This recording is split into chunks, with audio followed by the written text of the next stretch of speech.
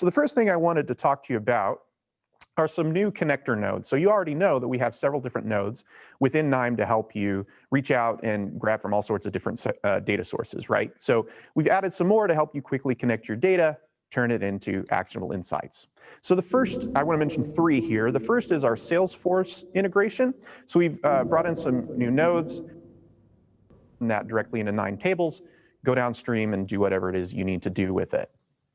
Something else we've added is a connection to SharePoint. So you'll see all three of these nodes here are in a Labs extension.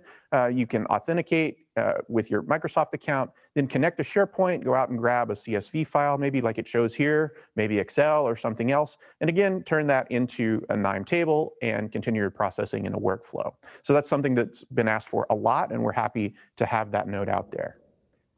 Another one here is the SAP reader. So we developed this in coordination with our partner TheraBuild Software so that you can directly access data on SAP.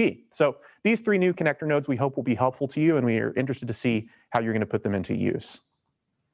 Something else to mention here is an entire extension built around Amazon DynamoDB. So you can see these different nodes here. If you've used Amazon DynamoDB before, then you're probably used to having to write a little bit of code here and there, do some scripting to be able to get your data in and out of this database. But now we've given you a whole suite of nodes that connect with some of our existing nodes, like the Amazon S3 connector that you see here, to be able to access your data in DynamoDB in a more seamless way. So you can create tables, do batch puts and gets and deletes, and all the stuff that you would expect to be able to do in a database like this, you can now do without writing any code, just using our nodes. So if DynamoDB, if I can say it properly, is something that you're interested in working with, definitely give these nodes a try too.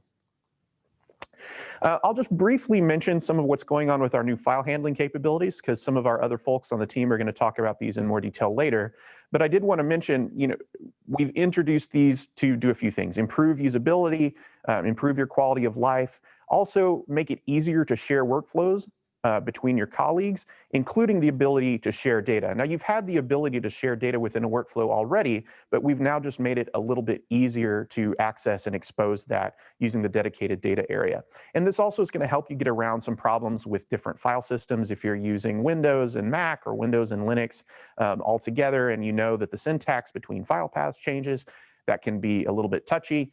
This can help you deal with that. So, for example, in the CSV writer node that you'll see here, before you might have used the KNIME protocol and you would have to know the specific syntax to use to be able to connect, but now you can use our drop-downs to be able to point to a local or remote file system. It just makes it a little bit easier to deal with.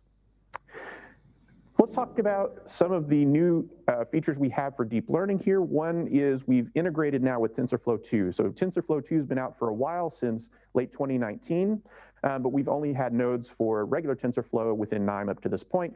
We've added some nodes to help you be able to create deep learning networks. You can see here a multi-layer perceptron created with TensorFlow 2 with the DL Python network creator. And then there's other nodes needed to supplement that to actually execute and read and write those networks and results. So you can see those here. If you're interested in using the TensorFlow 2, we've got the information in our documentation on how you can set all of that up.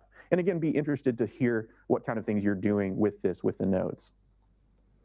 Some general performance improvements to talk about here, one of which is an improvement to our Python node. So there are some cases where you might use KNIME in Python, particularly where you have different nodes following each other in sequence, where the data has to be passed from pandas data frame to pandas data frame, or maybe you have Python nodes inside a loop or something like that. That introduced some overhead that made things feel a little bit slower than we liked.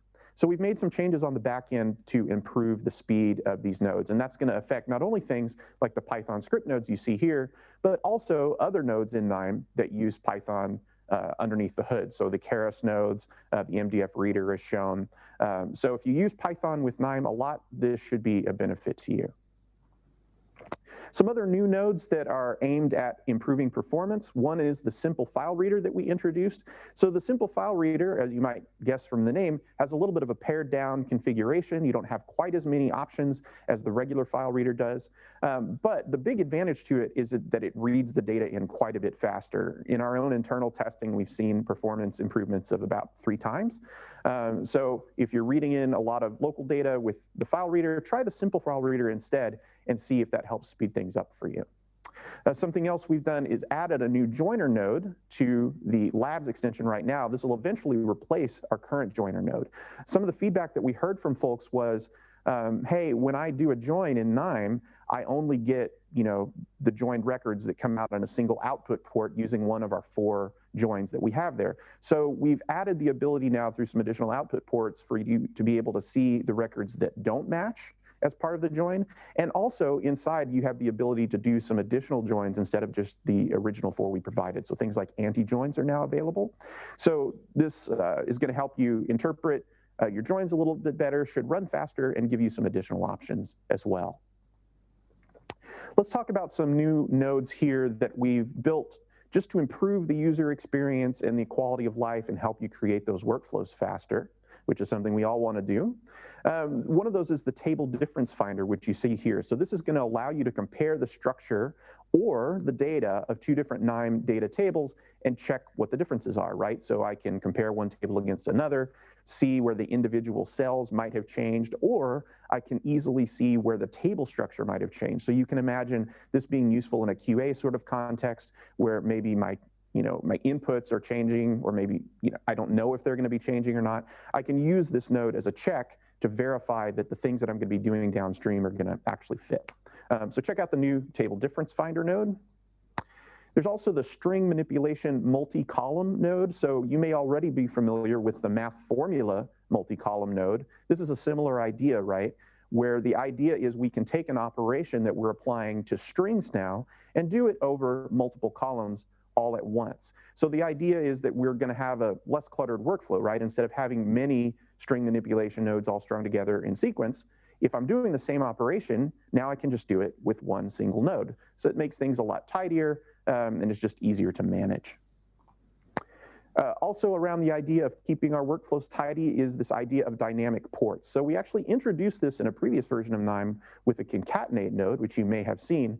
And we're starting to now add this capability to other nodes as well, like are listed here, the column appender and the merge variables node. What this basically means now is instead of just the 2 default input ports that you see that are available, you can add as many as you want. I could add 3 or 5 or 27. It might look a little ridiculous in the workflow, but you can still do that just by clicking on the 3 little dots that you see on the bottom left portion of the node and adding and removing those ports as needed. So now instead of daisy chaining all of these different types of nodes together, now I can have one single node to bind everything up, nice and clean.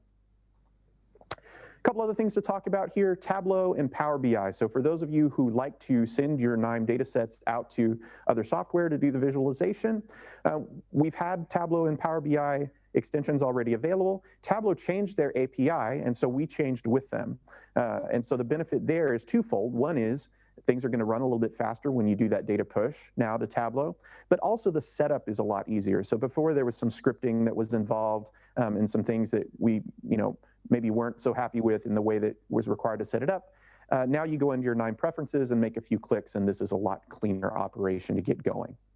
And for Power BI, now we're able to support, we're making it such that the dialog only shows push compliant data sets. So it's not showing you more data sets and introducing some confusion. It should be a little bit cleaner when you use this node now as well.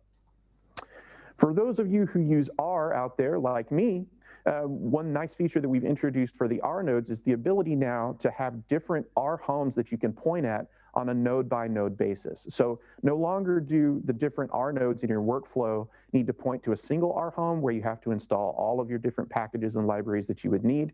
If you want to keep those separate for whatever reason, you can do that and specify the R home on the advanced tab of that node. So this just gives you more flexibility in how you're going to call out to R and how you install your packages and libraries. And then the last thing I wanted to show here are some of the improvements to the database nodes. These first two are pretty straightforward. One is we've introduced bulk copy support for the Microsoft SQL Server when you're using the DB loader node as shown on that left-hand side. We've also introduced support for Boolean columns in the DB row filter, but what people are really going to be excited about, I think, is this last one. So here now you can open the dialog of most of our database nodes now without having a valid database connection already executed upstream, or if you're working with the remote workflow editor. So I can hear remote cheers from those of you who use the DB nodes. Now, when you're looking at your workflow, you can click on those downstream nodes, look at their configuration without KNIME griping at you and telling you that you can't. So a big quality of life improvement there.